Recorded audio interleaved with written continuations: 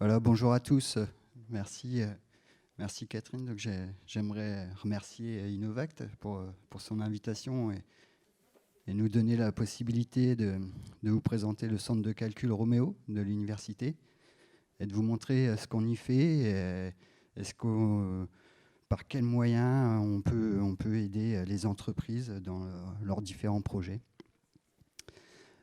Alors, avant de vous présenter Roméo en détail, j'aimerais vous parler quelques mots de pourquoi on utilise des supercalculateurs aujourd'hui. Donc, on a la science moderne qui est basée maintenant sur 3 piliers. Donc, on a d'une part la théorie, hein, avec les équations de Maxwell, les équations des fluides, etc.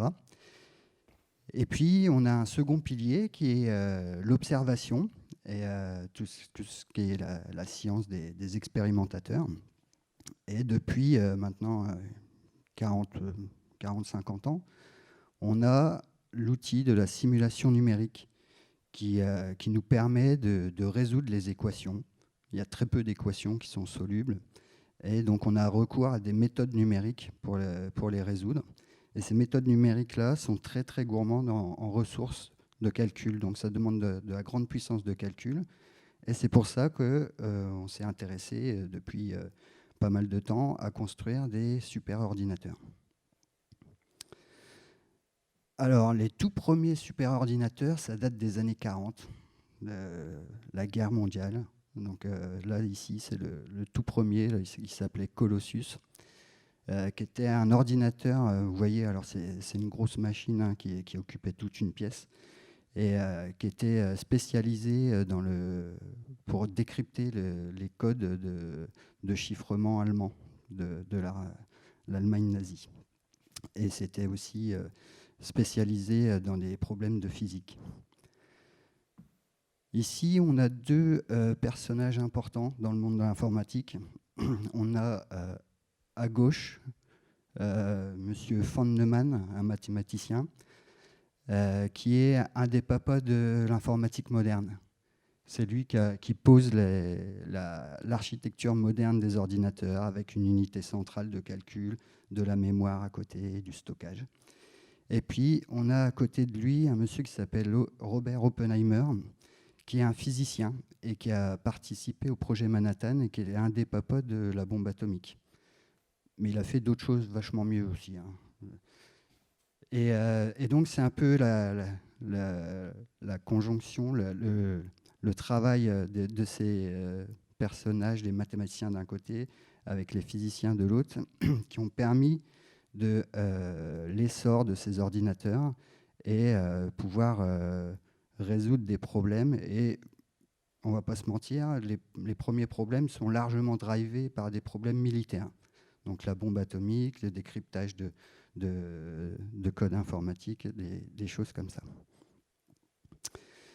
Un autre personnage important qu'on retrouvera un petit peu plus loin quand je parlerai un petit peu d'intelligence artificielle s'appelle Alan Turing. Alors vous avez peut-être vu le film Imitation Game où c'est un petit peu romancé, mais il y a une part de vrai aussi quand même dans le film. Donc ce monsieur Alan Turing, mathématicien anglais, qui casse le code Enigma qui était utilisé par les sous-marins allemands pour communiquer. Et on estime que le travail de Alan Turing nous a fait gagner quelques années sur la guerre en déchiffrant ce code-là. Alors là, il y a une petite vidéo qui vous présente un petit peu ce qu'on peut faire avec du calcul haute performance avec des supercalculateurs. Donc vous avez des applications dans tout ce qui est le traçage des polluants dans l'atmosphère, des choses comme ça. Évidemment, tout ce qui est de l'ordre de la chimie, de l'élaboration de nouveaux médicaments. Donc ça, c'est des secteurs qui sont très demandeurs en ressources de calcul. Tout ce qui est ingénierie, avec le design de pièces et de tester leur performance avant de les mettre en production. Donc tout ça testé in silico. Là, vous vous rappelez peut-être de cette année 2010 avec le volcan au nom imprononçable qui nous avait paralysé le trafic aérien pendant une semaine ou deux. Ensuite, on a tout ce qui est du domaine médical, où on a tout ce qui est modélisation d'organes. Ici, là, c'est la modélisation d'un cœur. Le sondage des fonds marins pour éventuellement rechercher des ressources naturelles.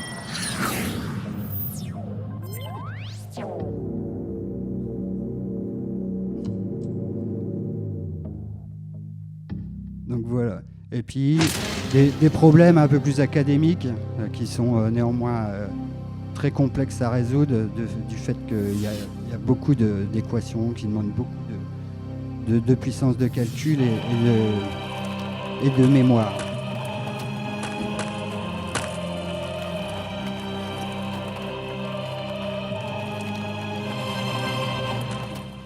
Donc voilà un petit panorama de ce qu'on fait avec des supercalculateurs et à quoi ça sert dans les faits. Donc plus concrètement, qu'est-ce que c'est un supercalculateur ?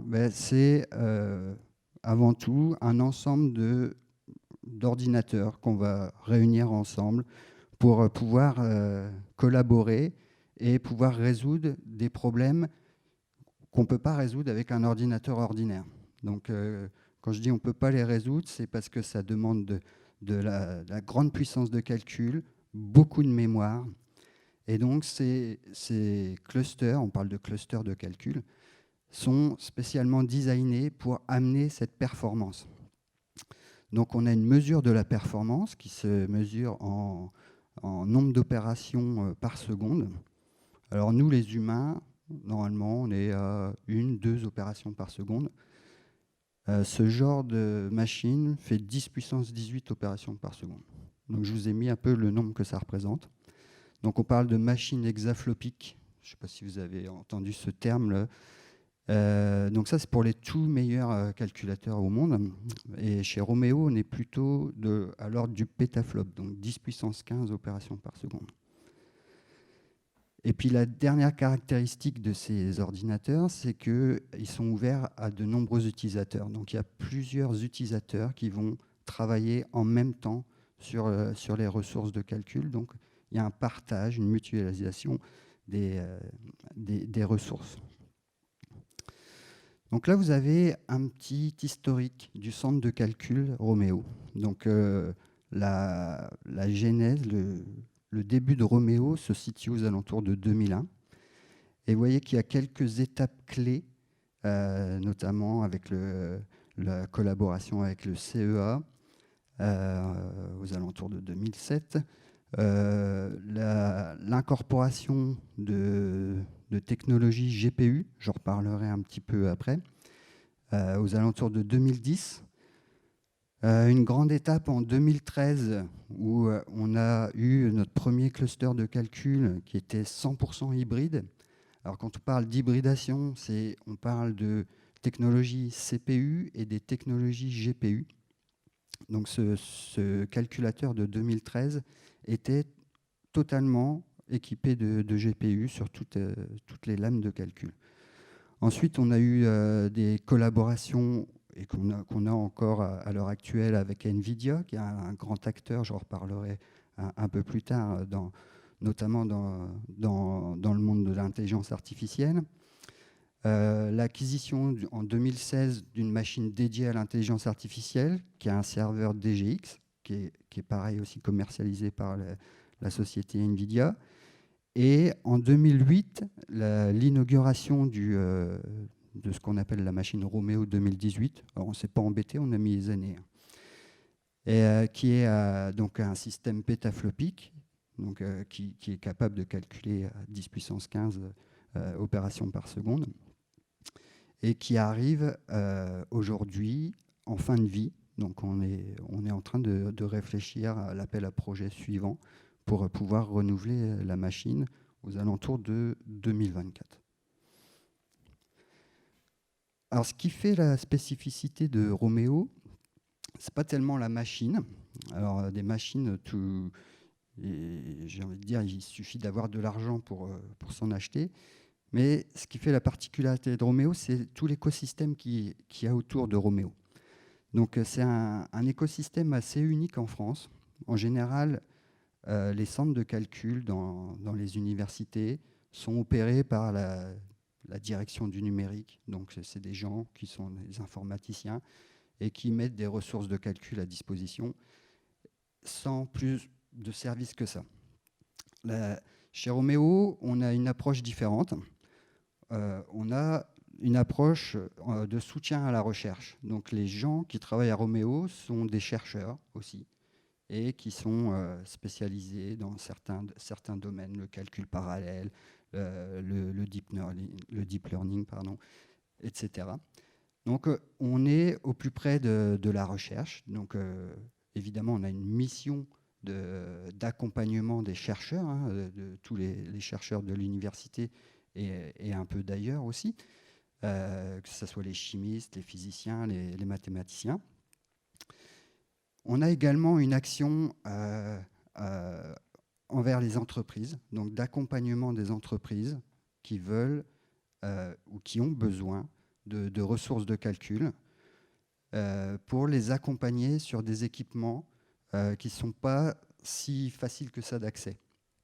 Donc on a une mission aussi de pouvoir les faire rentrer dans le monde du calcul haute performance et de pouvoir tester leur code, leurs projets sur des machines comme ça qui offrent de la grande capacité de calcul.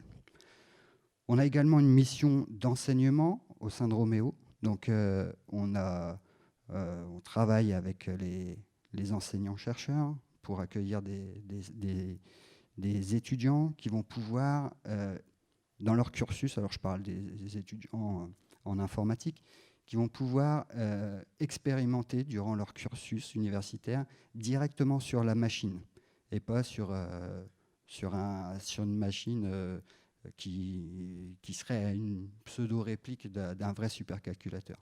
Donc on développe des moyens d'accès facilités pour les étudiants. Donc on a cette casquette aussi. Et puis on a cette casquette aussi de recherche et d'innovation. Donc on travaille en partenariat avec des grands organismes comme le CEA par exemple, ou des grandes entreprises comme Atos ou Nvidia pour développer et tester des nouveaux matériels. Donc on a une vraie mission de recherche et d'innovation et de pouvoir faire débroussailler le terrain pour des nouveaux matériels, pour pouvoir ensuite les proposer à la production, à nos chercheurs ou aux entreprises.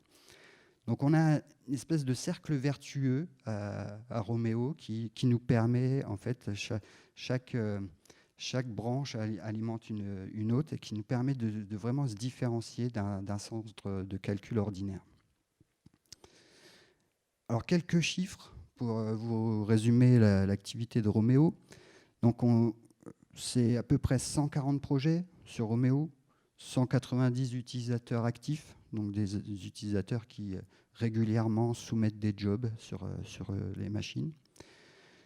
Une capacité de calcul de 2300 teraflops. Alors teraflops, ça fait 2,3 pétaflops.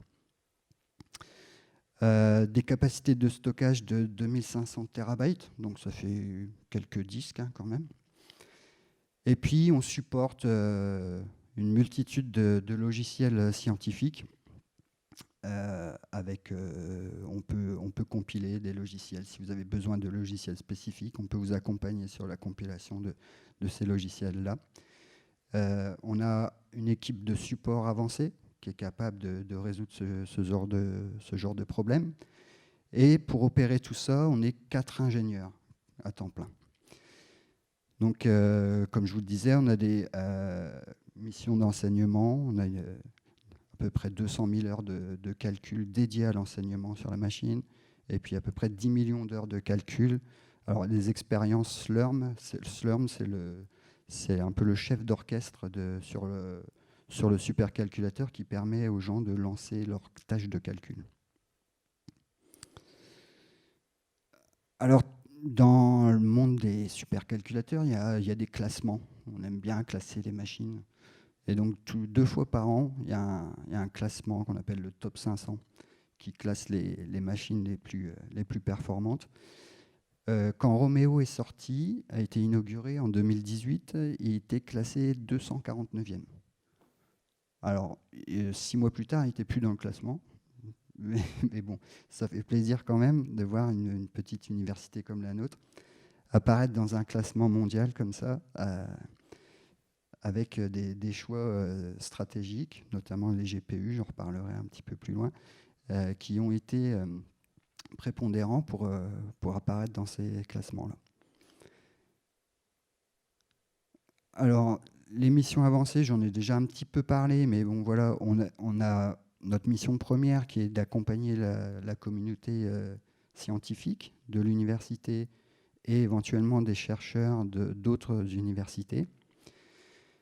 On a une mission de formation et d'enseignement au HPC. Donc, on a les ingénieurs Romeo qui forment les étudiants sur l'utilisation du supercalculateur.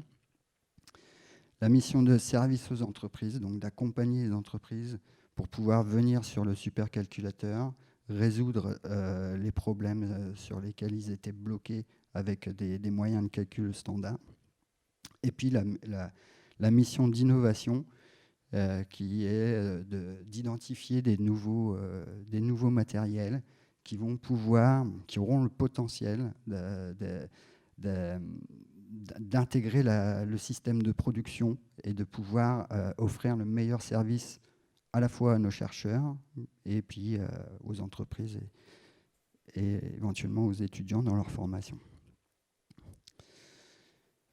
Alors, je vous parlais d'innovation pour Romeo. Donc, Romeo a fait le choix très tôt des technologies GPU. Alors, je ne sais pas si vous connaissez les GPU. Alors, c'est les cartes graphiques, c'est les Graphical Processing Unit, qui à la base étaient faites pour faire de l'affichage graphique. Et on s'est rendu compte très vite que c'était des matériels qui étaient assez performants pour faire des types de calculs, des calculs matriciels, des choses comme ça. Donc très vite, on s'est rendu compte qu'on pouvait détourner ces unités de calcul pour faire du HPC.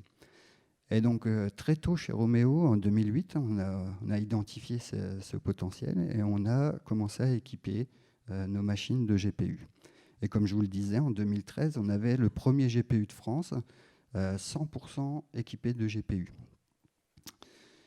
Et puis, donc on est monté après en gamme jusqu'en 2016, l'acquisition d'une machine, un DGX de chez NVIDIA, qui est dédié à l'intelligence artificielle. Et puis le calculateur Romeo 2018, qui lui intègre aussi 100% de ses lames avec du GPU. Et puis, on réfléchit pour la prochaine machine à intégrer des technologies ARM, donc plus des processeurs Intel x86, mais des nouvelles technologies qui nous semblent être prometteuses. Et donc, on est en train de continuer à innover sur ce terrain-là. Alors, si on parle un peu d'argent, c'est le supercalculateur Romeo 2018. C'est une machine qui coûte 6,5 millions d'euros, hors facture électrique. Donc, vous rajoutez le double.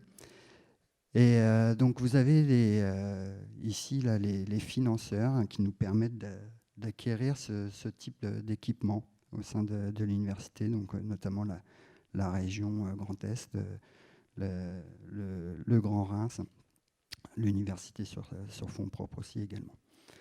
Donc vous avez une petite description de ce qu'il y a dans la machine, si je pouvais ouvrir les portes, là, donc vous verriez des lames et vous ne verriez pas beaucoup d'autres choses. Donc on est équipé de 117 serveurs, donc c'est des machines qui sont équipées de CPU Intel de dernière génération. Par rapport à un ordinateur classique, vous voyez, ça a 192 gigaoctets de mémoire. Donc, vous pouvez faire tourner pas mal de choses là-dessus quand même. Et donc ça, c'est par lame. Donc vous faites 117 fois ça et vous avez le total de la mémoire vive. Donc on a des réseaux d'interconnexion. Donc ces ordinateurs-là, les 117 lames sont capables d'échanger entre elles des informations. Et on parle d'un réseau d'interconnexion. Et ce réseau-là d'interconnexion est très très rapide pour pouvoir ne pas introduire de latence dans le calcul et pouvoir s'échanger ces informations-là très rapidement. Et puis une spécificité de Roméo, c'est que c'est une machine éco-efficace qui est refroidie à l'eau. Donc par rapport à une machine standard qui est refroidie avec des ventilateurs à air, donc on expulse l'air chaud, et puis après on a des clims dans la salle qui permettent de faire redescendre la température. Roméo, lui, est refroidi directement avec de l'eau qui est acheminée via des petits tuyaux en cuivre au plus près des composants qui chauffent, donc les CPU, les GPU. Cette eau-là va pouvoir faire descendre en température ces éléments-là. L'eau va se charger en chaleur et on va pouvoir évacuer la chaleur à l'extérieur via un système de tour adiabatique et pouvoir réinjecter en circuit fermé de l'eau refroidie comme ça. Et donc on obtient un système qui est assez éco-efficace et ce qui nous a permis d'être classé dans c'est le logo que vous voyez ici, la Green 500. C'est un classement aussi des machines les plus éco-efficaces. Donc on était à la 20e position, ce qui est quand même un très très bon classement. Alors quelques exemples de ce qu'on fait chez Roméo. Donc on a pas mal de sujets autour de l'agronomie, des agrosciences. Donc là on a un projet où on avait la modélisation une cuve de cristallisation de sucre. Donc là, la problématique, c'était de designer cette cuve-là, et notamment l'agitateur qui se trouve au milieu, pour avoir la meilleure cristallisation possible et pour pas que le sucre stagne à certains endroits. Donc ça, c'est des résolutions d'équations des fluides, des choses comme ça. Un autre exemple, encore dans le domaine des agrosciences, un biophotoréacteur qui permet de faire croître des cellules. Donc là, on essaye de voir comment la lumière est reçue par des cellules. Et plus les cellules reçoivent de lumière, et mieux c'est.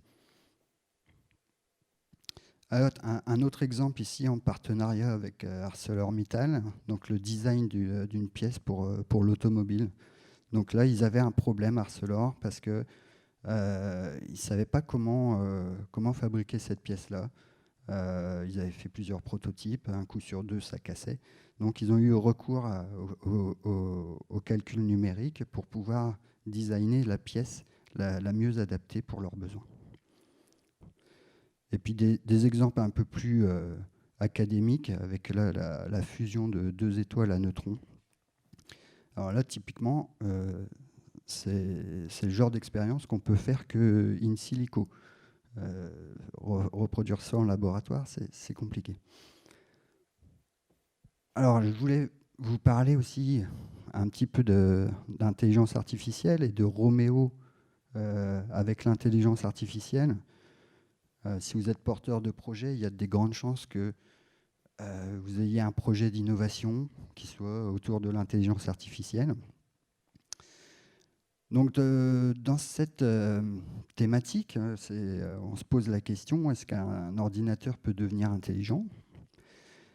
Et ça, c'est des choses auxquelles on s'est intéressé assez tôt, depuis l'apparition des ordinateurs. Et on retrouve un monsieur qu'on a vu au tout début, là, Alan Turing, qui est l'auteur d'un papier qui s'appelle Can Machine Things, et qui pose déjà les bases de l'intelligence artificielle, dès 1950. Alors pour vous brosser un petit historique de l'intelligence artificielle, donc on a commencé à réfléchir à ces choses-là en 1956, donc c'est pas d'hier, hein. C'est des techniques, c'est des choses qu'on connaît depuis assez longtemps. Et puis, donc ça a créé un engouement assez rapidement. Et puis, dans les années 60, on était très enthousiastes et on s'est dit, il n'y a qu'à mettre de l'argent dans des projets. Et puis, d'ici une vingtaine d'années, on va voir des ordinateurs capables de faire ce que fait un humain. Et puis, on a un petit peu déchanté dans les années 70 en s'apercevant que les problèmes auxquels on était confrontés, on n'avait pas les ressources, la puissance de calcul pour les résoudre.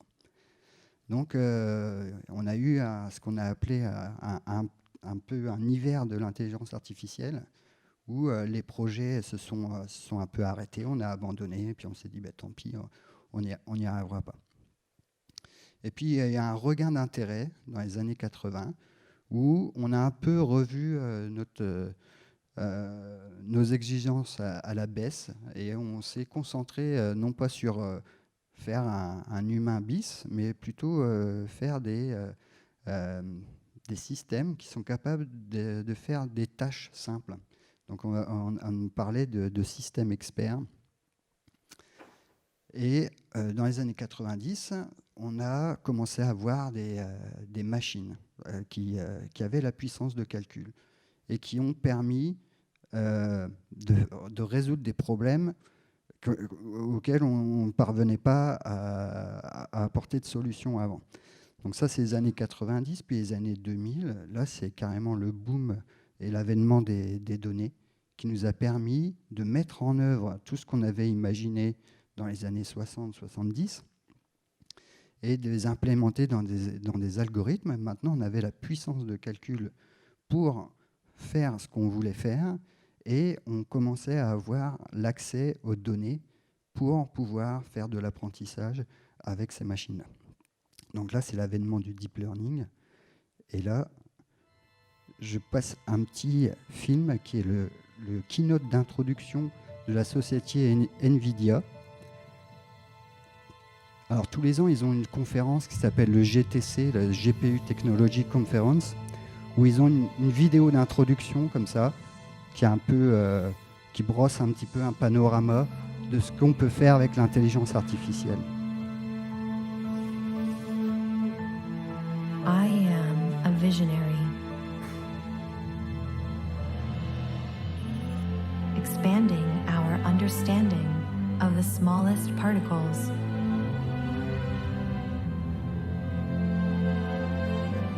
And the infinite possibilities of the universe.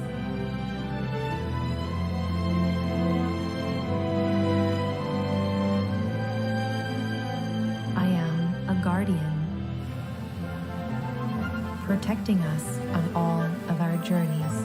Donc on retrouve l'intelligence artificielle dans pas mal de domaines. And ensuring our most precious passengers La voiture autonome, par exemple. make it home safely. I am a healer, searching for hidden threats in every cell.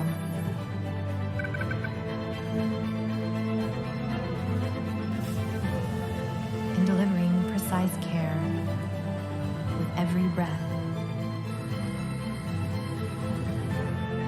I am a helper, taking on complex tasks in the most challenging environments and giving our crops room to grow. I am a creator, transforming the very fabric of our everyday lives and using the creative DNA of the masters to inspire a new generation of art. I am a learner,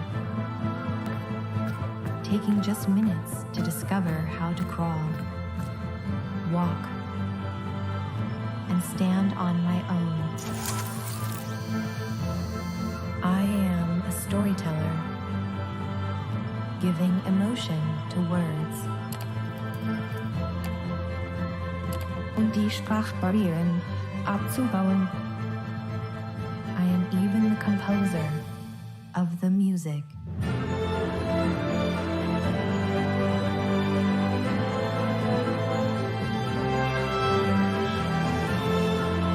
I am AI, brought to life by NVIDIA, deep learning, and brilliant minds everywhere. Donc voilà un petit peu pour un petit peu tous les champs d'action de l'intelligence artificielle. Donc la dame, elle dit à un moment qu'elle est même la compositeur de la musique. Là. Ceux qui sont un peu fans de Radiohead auront peut-être reconnu au tout début de la vidéo un morceau de Radiohead. Alors, comme on est un petit peu en retard, je vais aller un petit peu plus vite, mais j'avais l'intention de vous expliquer un petit peu comment fonctionne le deep learning. Alors, c'est basé sur des idées assez simples, hein, où on a un petit peu copié le fonctionnement de la nature, des neurones qu'il y a dans notre cerveau, pour faire des neurones dans le silicium. Et pouvoir... alors, je ne vais pas rentrer dans les détails, mais en mélangeant, en empilant plein de neurones artificiels comme ça dans des réseaux de neurones, on va pouvoir faire des fonctions qui vont être capables de modéliser des phénomènes de plus en plus complexes. Et on va pouvoir faire apprendre, parce que ces fonctions-là vont être paramétrées par un grand nombre de paramètres. Et on va pouvoir ajuster ces paramètres-là pour que la réponse du réseau de neurones colle à l'observation qu'on fait en apportant des données au réseau de neurones. Donc l'apprentissage se fait par ce moyen-là. Et donc ça nécessite beaucoup de puissance de calcul, et ça tombe bien parce que chez Roméo, on l'a la puissance. Donc je vous ai dit, on avait le Roméo 2013, qui était la première machine de France totalement équipée de GPU. Donc c'est la deuxième plus grande plateforme française pour l'IA. La première étant Roméo 2018.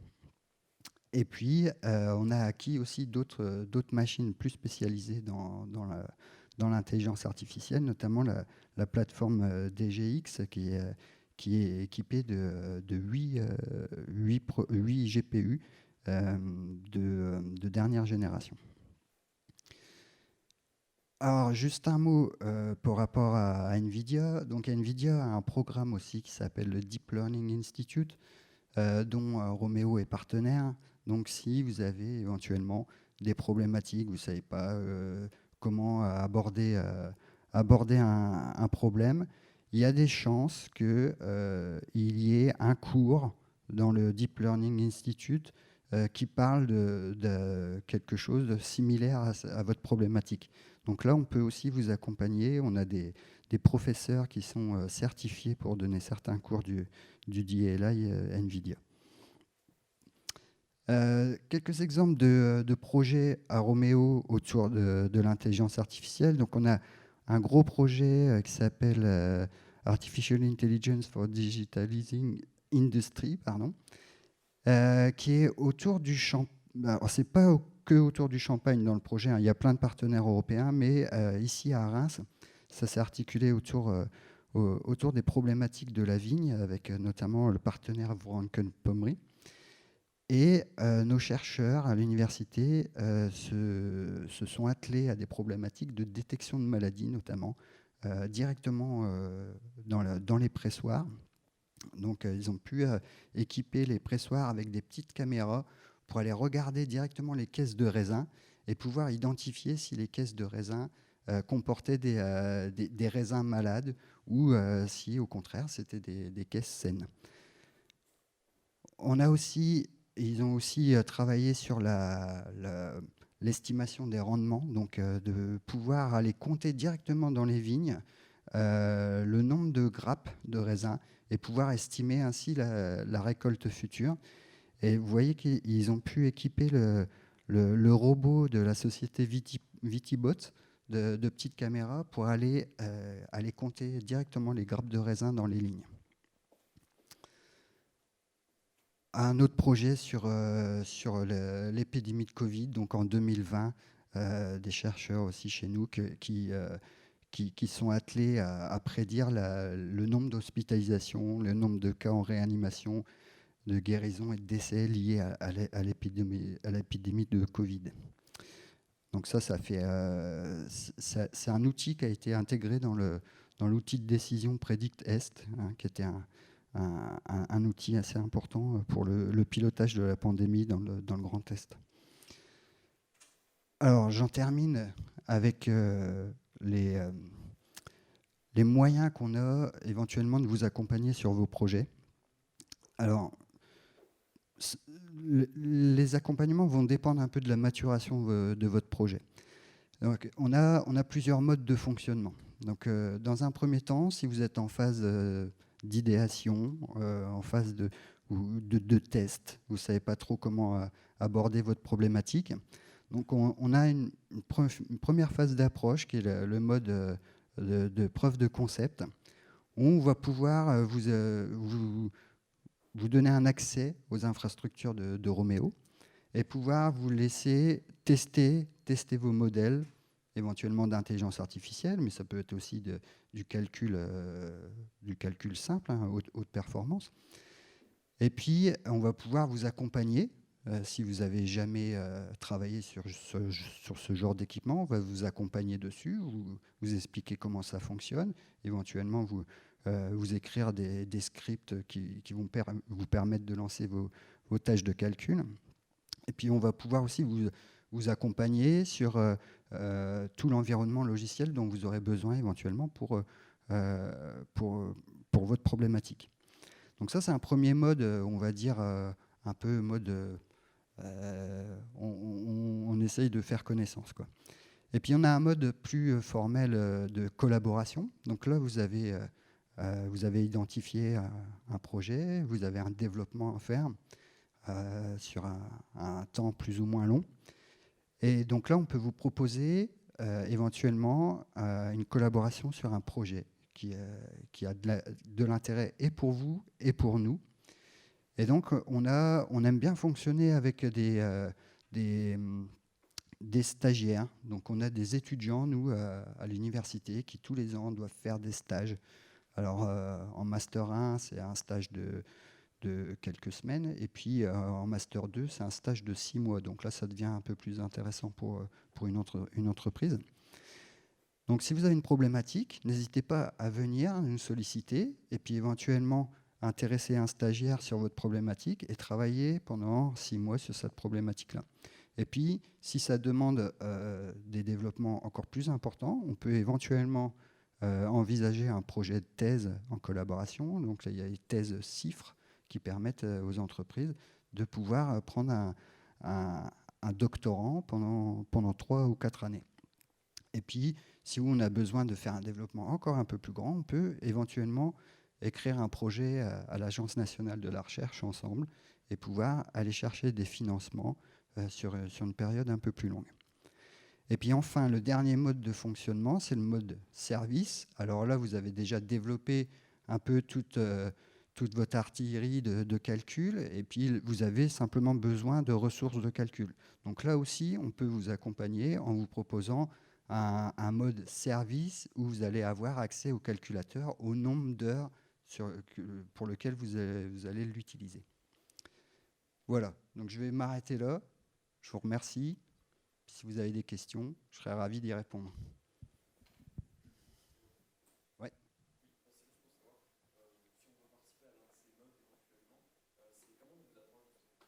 Alors, il suffit de... vous pouvez nous contacter directement. Hein. Vous allez sur le site internet, vous avez une adresse mail pour nous contacter. Et puis, vous nous expliquez votre problématique. Puis ce qu'on va faire, c'est que on va convenir de se rencontrer. Puis on va discuter de votre problématique. C'est très humain hein, chez nous.